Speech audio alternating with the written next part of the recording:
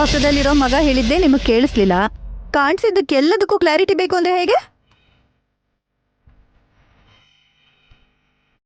ದೊಡ್ಡ ಮಾತೆ, ಕಿವಿ ಒಳಗಡೆ ಎಣ್ಣೆ ಹಾಕಿದ್ರು ಕಿವಿ ಸರಿ ಹೋಗ್ತಿಲ್ವೇ? ಕಿರಿಚ್ತಾ ಇರೋದು ಗೊತ್ತಾಗ್ತಿದೆ. ಕೆಲವು ಪದಗಳು ಕೇಳಿಸಿ ಇನ್ನು ಕೆಲವು ಕೇಳಿಸ್ತಾ ಇಲ್ಲ. ಇವತ್ತು ಕೂಡ ಆ ಎಣ್ಣೆ ಹಾಕಿದ್ರೆ ಒಳ್ಳೇದು. ಒಂದು ಬಾಟಲ್ ಫುಲ್ ಹಾಕಿದ್ರೆ ಇವ್ರ ಕಾಟ ತಪ್ಪುತ್ತೆ.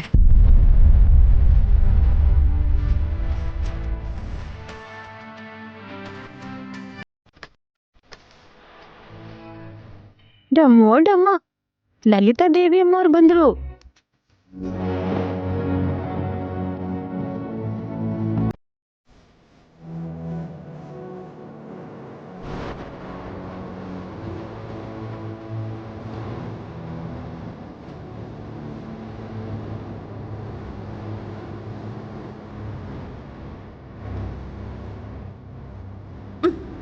ಇಲ್ಲಲ್ಲ, ಅಲ್ಲಿ ನೋಡಿ.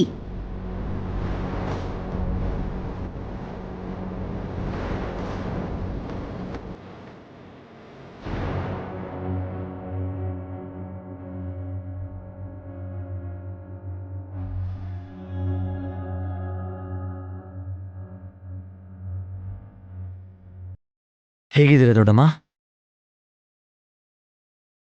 ಗಾಯತ್ರಿ ಸುದ್ದಿ ನ್ಯೂಸಲ್ಲಿ ಬಂದಾಗಿಂದ ತುಂಬ ಚಿಂತೆ ಆಗಿದೆ. ದೊಡ್ಡದ್ಗೆ ಮೂಡ್ ಯಾಕೋ ಚೆನ್ನಾಗಿಲ್ಲ ಅನ್ಸತ್ತೆ. ಹಾಳು ಮಾಡಿ ಸುಮ್ಮನೆ ಅಲ್ವಾ?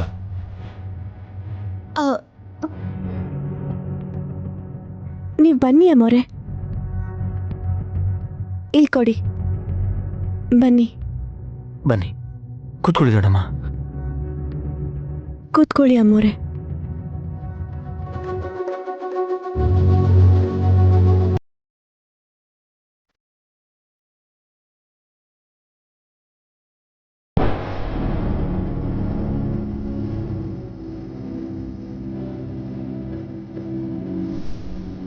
ಲಲಿತಕ್ಕನ್ ಅಂಗೈಗಳನ್ನ ನೈನಿ ಯಾಕೆ ನೋಡ್ತಿದ್ದಾಳೆ? ಶಂಕರ್ ಶಾಸ್ತ್ರಿಗಳ ಮೊಮ್ಮಗಳು ಅನ್ನೋ ವಿಷಯ ಇನ್ನೂ ಮರ್ತಿಲ್ಲ ಅನ್ಕೋತೀನಿ. ಭವಿಷ್ಯ ನೋಡಬೇಕು ಅಂತ ಅನ್ನಿಸ್ತಿದ್ಯಾ ನೈನಿ? ಇಲ್ಲ ಅಮ್ಮೋರೆ, ಎಷ್ಟೋ ಜನಕ್ಕೆ ಸಹಾಯ ಮಾಡಿರೋ ಈ ಕೈಗಳನ್ನ ಒಂದ್ಸಲ ನೋಡೋಣ ಅಂತ ಅನ್ನಿಸ್ತು.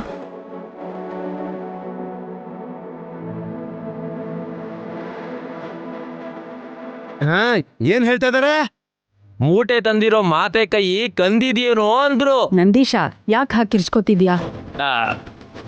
ಕಿರ್ಚಿದ್ರು ಏನು ಕೇಳಿಸೋದಿಲ್ಲಮ್ಮ ತಿಲೋತ್ತಮ್ಮಮ್ಮ ಅವ್ರಿಗೆ. ಇಬ್ಬರಿಗೂ ಯಾಕೋ ಕಿವಿ ಕೇಳಿಸ್ತಾ ಇಲ್ಲ ಅಕ್ಕ. ಏನಾಯ್ತು? ಆ ವಿಷಯ ಎಷ್ಟು ಸರ್ತಿ ಕೇಳಿದ್ರು ಹೇಳ್ತಾನೆ ಇಲ್ಲ ಇವರು. ಕೇಳಿಸಲ್ಲ ಅಂದ್ಮೇಲೆ ಹೇಗೆ ಹೇಳ್ತೀರಾ? ಲಾಜಿಕ್ ದೊಡ್ಡತ್ತೆ.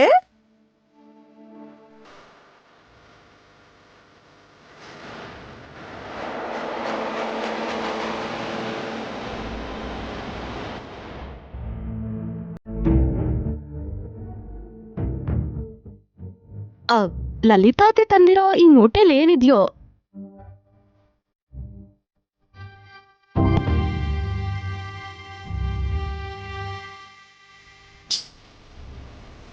ದೊಡ್ಡಮ್ಮಂಗೆ ಭಾರ ಆಗ್ಬಾರ್ದು ಅಂತ ಅದನ್ನ ಕೆಳಗಿಳಿಸಿದ್ರೆ ಮೂಟೆಲ್ ಏನಿದೆ ಅಂತ ನೀನು ಯೋಚನೆ ಮಾಡ್ತಾ ಇದೆಯಲ್ಲ, ಇದೇ ನಿಮ್ಗಿರೋ ವ್ಯತ್ಯಾಸ. ಹೇಳ್ದೇ ಇದ್ರೆ ಮೂಟೆ ಬಿಚ್ಚಲಿಲ್ಲ ಅಂದ್ರೆ ನೀನ್ ಹೆಂಡತಿ ಸುಮ್ನಿರಲ್ಲ ಅನ್ಸತ್ತೆ ವಿಕ್ರಾಂತ್.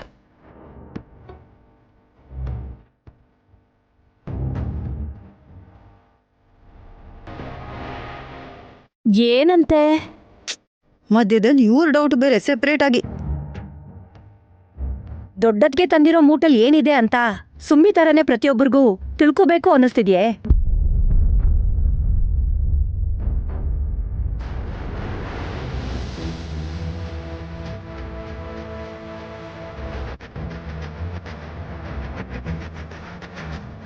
ಮೂಟೆ ಒಳಗಿರೋದು ನಮ್ಮ ಅಕ್ಕ ತಂಗಿರ ಹೆಸರಲ್ಲಿ ನಮ್ಮ ತಂದೆ ಬರೆದಿಟ್ಟಿರೋಂಥ ಆಸ್ತಿ.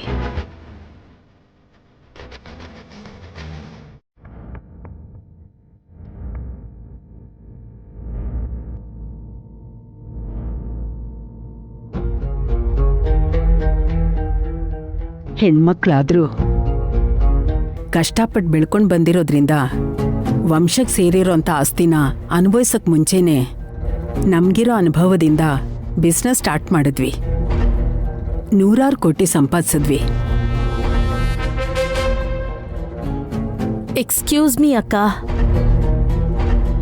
ಯಾವುದೋ ಇಂಪಾರ್ಟೆಂಟ್ ವಿಷಯ ಹೇಳ್ತಿರೋ ಹಾಗೆ ನಿಮ್ಮ ಬಾಡಿ ಲ್ಯಾಂಗ್ವೇಜ್ ಮೂಲಕ ಗೊತ್ತಾಗ್ತಿದೆ. ಆದರೆ ಆ ಮಾತುಗಳು ಏನು, ಆ ಮೂಟೆಲೇನಿದೆಯೋ ಗೊತ್ತಾಗ್ತಿಲ್ಲ. ನಿಮಗ್ ನಾನು ಆಮೇಲೆ ಅರ್ಥ ಆಗೋ ಹಾಗೆ ಹೇಳ್ತೀನತ್ತೆ. ಹೀಗಾದ್ರೆ ಆಗಲ್ಲ. ಹಾಸಿನಿ, ನಂದೀಶ, ಅವರಿಬ್ರು ಕಿವಿಲ್ ಹೋಗಿ ಹೇಳಿ.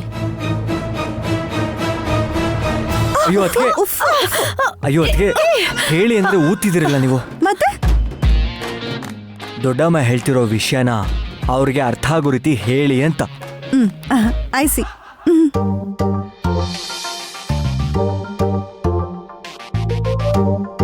ತಕ್ಷಣ ಹೇಳಿ.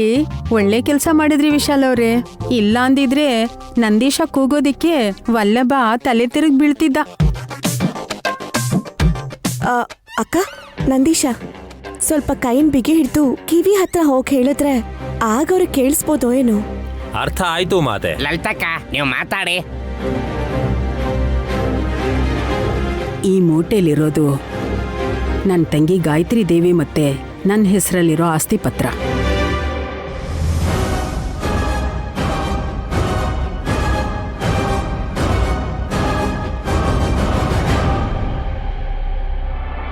ಓ, ತಾವು ಇತ್ತೀಚೆಗೆ ಕಳ್ಕೊಂಡಿರೋ ಗಾಯತ್ರಿ ಅತ್ತೆ ಆಸ್ತಿ ಅಲ್ದೆ ಇನ್ನು ತುಂಬಾ ಆಸ್ತಿ ಇದೆಯಂತೆ ಅತ್ತೆ. ಓ,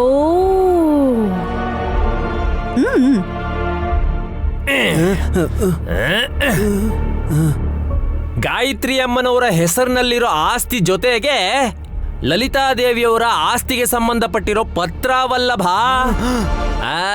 ಹೌದಾ? ಈ ಥರದ್ದೆಲ್ಲ ಚೆನ್ನಾಗಿ ಕೇಳಿಸುತ್ತೆ ನೋಡಿದ್ರಾ?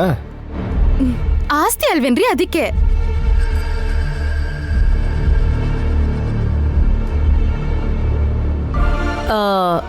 ಈಗ ಅದನ್ನ ಯಾಕೆ ತಂದಿದ್ದಾರೆ? ನಿನ್ ಚಿಕ್ಕ ಸೊಸೆ ಮಾಡಿರೋ ಕೆಲಸಕ್ಕೆ ಜನರು ನನಗೆ ಫೋನ್ ಮೇಲೆ ಫೋನ್ ಮಾಡ್ತಿದ್ದಾರೆ. ಈ ಸುಮನ ಸುಮ್ನೆ ಕೂತ್ಕೊಳ್ಳೋದೇ ಇಲ್ವಲ್ಲ ಅತ್ತೆ. ಗಾಯತ್ರಿ ಅತ್ತೆ ಬಗ್ಗೆ ಪೇಪರ್ ಅಲ್ಲಿ ನ್ಯೂಸ್ ಅಲ್ಲಿ ಬರೋ ಹಾಗೆ ಮಾಡಿದ್ದಕ್ಕೆ ಎಲ್ರೂ ದೊಡ್ಡತೆಗೆ ಹಿಂಸೆ ಮಾಡ್ತಿದಾರಂತೆ. ಓ ಓ, ಗಮನ ಕೊಟ್ಟು ಕೇಳುವಲ್ಲಭ. ನಿಮ್ಮ ಚಿಕ್ಕ ನಾದನಿ ಗಾಯತ್ರಿ ಅಮ್ಮನವ್ರನ್ನ ಪತ್ತೆ ಹಚ್ಚಿ ಅಂತ ನ್ಯೂಸ್ ಅಲ್ಲಿ ಬರೋ ಹಾಗೆ ಮಾಡಿದ್ಲಲ್ಲ. ತಕ್ಷಣ ಗೊತ್ತಾಗೋಯ್ತು ವಲ್ಲಭಂಗೆ. ಸುಮ್ಮಿ ವಿಷಯದಲ್ಲಿ ಶಾರ್ಪ್ ಆಗಿರ್ತಾರೆ ಬಿಡಿ. ನಾನು ಒಳ್ಳೆ ಕೆಲಸ ಮಾಡ್ಬೇಕು ಅಂತ ಅನ್ಕೊಂಡೆ ದೊಡ್ಡತ್ತೆ. ಹಾಗೆ ಪ್ರಚಾರ ಮಾಡಿದ್ದು ಒಳ್ಳೆ ಕೆಲಸ ಹೇಗಾಗತ್ ಸುಮನ? ನೀವ್ಯಾರು ಗಾಯತ್ರಿ ಅತ್ತನ ಹುಡುಕ್ತಿರ್ಲಿಲ್ಲ, ಜನರಾದ್ರೂ ಹುಡುಕ್ಲಿ ಅಂತ ನಾನ್ ಅವತ್ತು ಆ ತರ ಪೇಪರಲ್ಲಿ ಹಾಕಿಸ್ದೆ ಅಕ್ಕ. ಸುಮನಾ, ಮಾಮ್ಗೋಸ್ಕರ ನಾವು ಖರ್ಚಿಗೆ ಹಿಂದೆ ಮುಂದೆ ನೋಡ್ತೀವಿ ಅಂತ ಅನ್ಕೋತಿದ್ಯಾ? ನನ್ನ ನೀವು ಅಪಾರ್ಥ ಮಾಡ್ಕೊಂಡ್ರು ಸರಿ, ಆದ್ರೆ ಅದ್ರಲ್ಲೊಂದು ಅರ್ಥ ಇದೆ ಬಾವಾ. ಸುಮನ, ದೊಡ್ಡಮ್ಮವ್ರ ಎದುರುಗಡೆನಾದ್ರೂ ಸ್ವಲ್ಪ ಹದ್ಬಸ್ತಲ್ಲಿರು. ಅವಳು ಕೊಬ್ಬಿಂದ ಹೇಳಿರೋ ಅಂಥ ಮಾತಲ್ಲ ಅದು. ಇನ್ನೂ ಹೇಳಬೇಕು ಅಂದರೆ ನನ್ನ ತಂಗಿ ಗಾಯತ್ರಿ ದೇವಿ ಎಲ್ಲಿದ್ದಾಳೆ ಅಂತ ಗೊತ್ತಾಗೋದಕ್ಕೋಸ್ಕರ ಪೇಪರಲ್ಲಿ ಸುದ್ದಿ ಹರಡಿಸಿದ್ದು ಸುಮನ ಮಾಡಿರೋ ಅಂಥ ಒಳ್ಳೆ ಕೆಲಸ.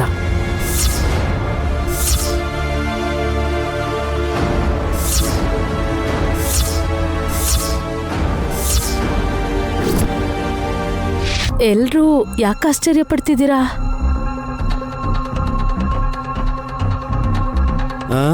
ಏನಾಗಿದೆ ಮಾಮ್ ಇವ್ರಿಗೆ?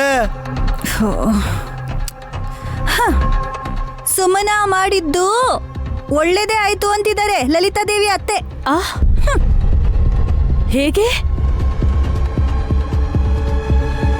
ವಾರ್ತೆಯಲ್ಲಿ ಬಂದಿದ್ದು ಒಳ್ಳೇದೇ ಅಂತೆ. ಅದೇ ಹೇಗೆ ಸಾಧ್ಯ? ದೊಡ್ಡಮ್ಮ, ಯಾಕೆ ಹಾಗೆ ಹೇಳ್ತಾ ಇದ್ದೀರಾ? ದಯವಿಟ್ಟು ನಾನ್ ಎಂತ ಒಳ್ಳೆ ಕೆಲ್ಸ ಮಾಡಿದೀನಿ ಅಂತ ಇವ್ರಿಗೆ ಹೇಳಿ ದೊಡ್ಡತ್ತೆ. ನನ್ನ ತಂಗಿ ಗಾಯತ್ರಿ ದೇವಿ ಪುನರ್ಜನ್ಮ ಪಡೆದ್ಮೇಲೆ ಇಷ್ಟು ದಿನ ಆದ್ರೂ ಮನೆಗೆ ಬರಲಿಲ್ಲ ಅಂದ್ರೆ ನಂಬಿಕೆ ಕಳ್ಕೊಳ್ಳೋ ಸಾಧ್ಯತೆ ಇರುತ್ತೆ.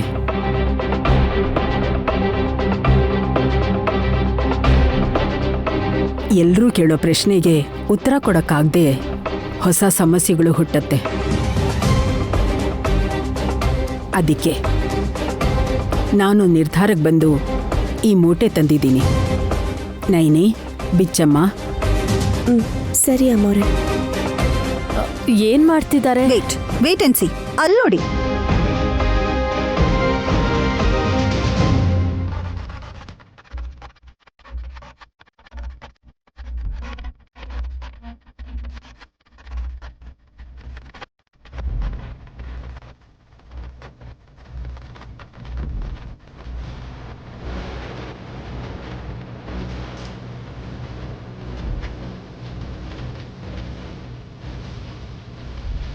ನಮ್ಮ ಅಕ್ಕ ತಂಗಿರ ಹೆಸರಲ್ಲಿರೋ ಎಲ್ಲ ಆಸ್ತಿನೂ ನಾನೊಬ್ಳೇ ಇಟ್ಕೊಂಡು ಏನು ಮಾಡಲಿ?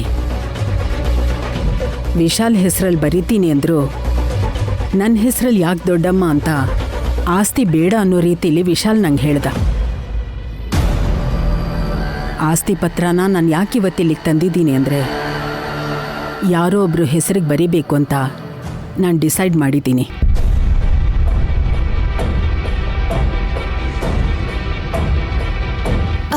ಯಾರು ಕೊಡ್ಬೇಕು ಅಂತ ಅನ್ಕೊಂಡಿದ್ದೀರಾ? ನೀನು ಒಳ್ಳೆ ಕೆಲಸ ಮಾಡಿದ್ಯಲ್ವಾ ಸುಮನ? ಅಂದ್ರೆ ಇದು ನನ್ಗೆ ಕೊಡ್ತಾರಾ? ಒಲುಜಿ ಹೆಸರಲ್ಲಿ ಬರ್ಕೊಟ್ರು ಒಳ್ಳೇದೆ. ಗಾಯತ್ರಿ ದೇವಿನ ಹುಡ್ಕೊಡಿ ಅಂತ ಪ್ರಚಾರ ಮಾಡಿದಾಗಿಂದ ಯಾರು ಕೇಳಿದ್ರು ಏನು ಹೇಳಬೇಕು ಅಂತ ಗೊತ್ತಾಗ್ತಿಲ್ಲ.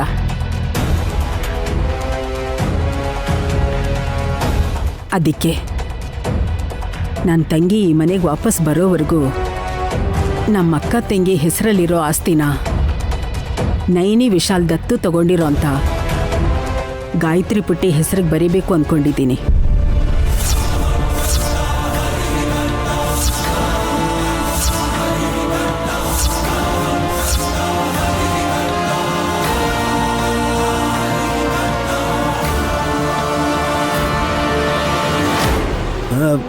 ಯಾಕೆ ಮಮ್ ಎಲ್ಲರೂ ಶಾಕ್ ಆದ್ರು?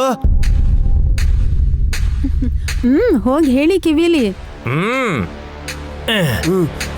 ರಾಜಮಾತೆ ಆಗಿದ್ರು ಲಲಿತಾದೇವಿ ಅವರ ಆಸ್ತಿನೂ ಗಾಯತ್ರಿ ಅತ್ತೆ ಆಸ್ತಿನೂ ಇಬ್ಬರು ಆಸ್ತಿನೂ ಒಂದೇ ಹೆಸರಿನಲ್ಲಿ.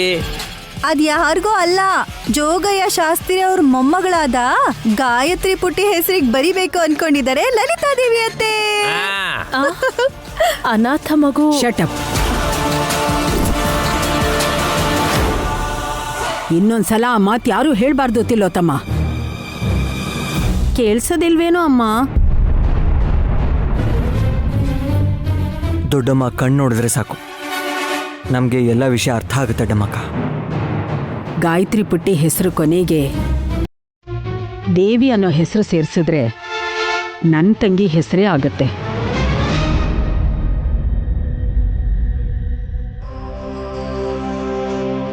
ನಾಳೆ ಯಾವತ್ತಾದ್ರೂ ನಿಮ್ಮ ಒಡ ಹುಟ್ಟಿದ ತಂಗಿಯವರು, ಅದೇ ಅತ್ತೆಯವರು, ನಮ್ಮ ಅಕ್ಕನ ಸ್ವಂತ ಮಗಳು ಮನೆಗೆ ಬಂದ್ರೆ ಅಲ್ಲಿವರೆಗೂ ಆಸ್ತಿ ಎಲ್ಲ ಈ ಗಾಯತ್ರಿ ಹೆಸರಲ್ಲೇ ಇರುತ್ತೆ. ಅವಳೇ ನನ್ನ ತಂಗಿ ಗಾಯತ್ರಿ ದೇವಿ ಅಂತ ಎಲ್ಲರೂ ಹೇಳಬೇಕು. ಅದಕ್ಕೆ ನಾಳೆ ಒಳ್ಳೆ ದಿನ ಅಂತ ಪುನರ್ ನಾಮಕರಣದ ಕಾರ್ಯಕ್ರಮ ಮಾಡಿ 600 ಕೋಟಿ ಆಸ್ತಿಗೆ ಅವಳನ್ನ ನಾನು ಯುವರಾಣಿ ಮಾಡೋಣ ಅಂದ್ಕೊಂಡಿದ್ದೀನಿ.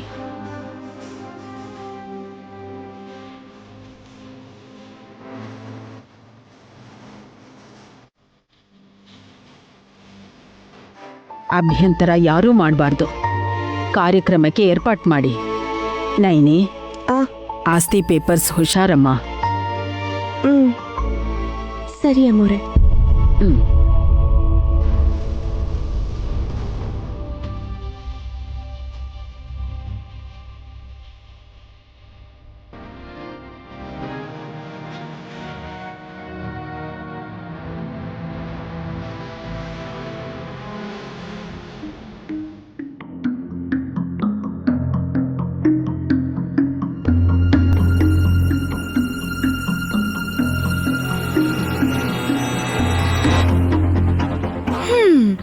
ಹೇಗ್ ಬದುಕ್ಬೇಕಾಗಿರೋರು ಹೇಗ್ ಬದುಕ್ತಿದಾರ ನೋಡು. ಯಾರಿಗೆ ಹೇಳ್ತಾ ಇದೆಯೋ ಅದನ್ನ ಅವ್ರ ಹತ್ರನೇ ಹೋಗಿ ಹೇಳಿದ್ರೆ ನಿನ್ನ ಹಲ್ಲು ಉದುರಿಸ್ತಾರೆ ಅಲ್ವಾ? ನೀವ್ ಹೊಡಿಯಲ್ವಾ? ನಾನು ಯಾಕೆ ಹೊಡಿಲಿ? ನಿಮ್ಗೆ ಅಂದಿದ್ದು. ಏನು ತಮಾಷೆಗ? ನನ್ ಬದುಕಲ್ ತಮಾಷೆ ಎಲ್ಲಿದೆ ರೀ? ನೀವ್ ಯಾವಾಗ್ಲೂ ಸೀರಿಯಸ್ ಆಗಿ ಇರ್ತೀರಲ್ವಾ? ಇವಾಗ ನನಗೇನಾಗಿದೆ ಅಂತ ಹೀಗೆ ಮಾತಾಡ್ತಿದೀಯ ಅಂತ ತಿಳ್ಕೊಬೋದಾ? ತುಂಬಾ ಓದ್ಕೊಂಡಿರೋಂತ ನೀವು ದೊಡ್ಡ ಕಂಪನಿಲಿ ಏನಾದ್ರೂ ವರ್ಕ್ ಮಾಡಿದ್ರೆ ವರ್ಷಕ್ ಮಿನಿಮಮ್ 25 ಲಕ್ಷ ಸಿಗ್ಬೋದು. ಸ್ಯಾಲ್ರಿಗಿಂತ ಸ್ಯಾಟಿಸ್ಫ್ಯಾಕ್ಷನ್ ಮುಖ್ಯ. ಈ ಮಗುನ ಎತ್ಕೊಳ್ಳೋದ್ರಿಂದ ನಿಮ್ಗೆ ಸ್ಯಾಟಿಸ್ಫ್ಯಾಕ್ಷನ್ ಸಿಗತ್ತಾ? ಇನ್ನ ಸ್ಪಷ್ಟವಾಗಿ ಹೇಳಿದ್ರೆ ಅರ್ಥ ಆಗುತ್ತೆ. ಆರಾಮಾಗಿ ನೀವ್ ಕೆಲ್ಸ ಮಾಡ್ಕೊಂಡು ನಿಮ್ ಕಾಲ್ ಮೇಲೆ ನೀವ್ ನಿಂತ್ಕೊಳ್ಳೋದ್ ಬಿಟ್ಟು ಈ ಮಗುಗೆ ಸೇವೆ ಮಾಡ್ಕೊಂಡಿರೋದ್ರಿಂದ ಏನ್ ಸಿಗತ್ ಹೇಳಿ? ಏನ್ ಬರ್ಲಿ ಅಂತ ಆಸೆ ಪಡ್ತಿದ್ಯೋ ಅದನ್ನು ಹೇಳು ಸುಮನಾ. ನಿನ್ ದತ್ತು ಮಗಳನ್ನ ಏನಾದ್ರೂ ಎತ್ತಾಡ್ಸಿದ್ರೆ ಚಿಕ್ಕ ಯಜಮಾನ್ರಿಗೆ ಬೋನಸ್ ಕೊಡ್ತೀಯಾಕ? ಬಾಯಿ ಮುಚ್ತೇನೆ ನೀನು. ಹೇಯ್, ಕೂಗಾಡ್ಬೇಡ ಸುಮನಾ. ಇವನು ಈ ಮಗುಗೆ ಅಂಕಲು, ಅಂದ್ರೆ ಅಪ್ಪನ ತಮ್ಮ, ಚಿಕ್ಕಪ್ಪ. ನನ್ನನ್ನ ಚಿಕ್ಕಮ್ಮ ಚಿಕ್ಕಿ ಅಂತೆಲ್ಲ ಈ ಮಗುಗ್ ಪರಿಚಯ ಮಾಡಿಸ್ಬೇಡಿ ಬಾವಾ. ನಿನ್ನನ್ ಬಿಟ್ಟು ಎಲ್ರೂ ಗಾಯತ್ರಿನ ಚೆನ್ನಾಗೇ ನೋಡ್ಕೋತಾರೆ. ಯಾಕ್ ನೋಡ್ಕೊಳಲ್ಲ? ಲಲಿತಾ ಅತ್ತೆ ಆಸ್ತಿ ಕೂಡ ಈ ಮಗು ಹೆಸರಿಗೆ ಬರೀತೀನಿ ಅಂದ್ರಲ್ಲ. ಗಾಯತ್ರಿ ಹೆಸರಲ್ಲ ಸುಮನಾ, ಗಾಯತ್ರಿ ದೇವಿ ಅನ್ನೋ ಹೆಸರಿನ ಮೇಲೆ. ಅವಳಿಗಿನ್ನೂ ಅರ್ಥ ಆಗಿಲ್ಲ ಅನ್ಸುತ್ತೆ ಬ್ರೋ. ಎಲ್ಲ ಆಸ್ತಿ ಗಾಯತ್ರಿ ಸೇರುತ್ತೆ ಅಂತ ಅಸೂಯೆ ಪಡ್ತಾ ಇರಬೇಕು. ನೀವು ಆಸೆ ಪಡ್ತಿದ್ದೀರಲ್ಲ. ನಾನಾ? ಆ ಮಗುಗೆ ಆಸ್ತಿ ಬರತ್ತೆ ಅಂತಾನೆ ನೀವ್ ಹೀಗೆ ಚಾಕ್ರಿ ಮಾಡ್ತಾ ಇರೋದು. ಬಾಯಿ ಮುಚ್ಕೊಂಡು ಇಲ್ಲಿಂದ ನೀನ್ ಹೋಗ್ದೆ ಹೋದ್ರೆ ಏಟು ಬೀಳುತ್ತೆ ಹೇಳ್ತಾ ಇದ್ದೀನಿ. ಹೇಯ್, ಮಗುನ್ ಕೊಡ. ಬ್ರೋ, ಇವಳು ಮಾತಿಗೆ ತಲೆ ಕೆಡಿಸ್ಕೋಬೇಡ. ಹಾಗಲ್ಲ ಕಣೋ, ಏನು ಯೋಚನೆ ಮಾಡದೆ ಒಂದು ಡಿಸಿಷನ್ಗೆ ಬಂದರೆ ನಿಮ್ಮ ಜಗಳದಲ್ಲಿ ನನ್ನ ಮಗಳು ಬಲಿ ಆಗ್ತಾಳೆ.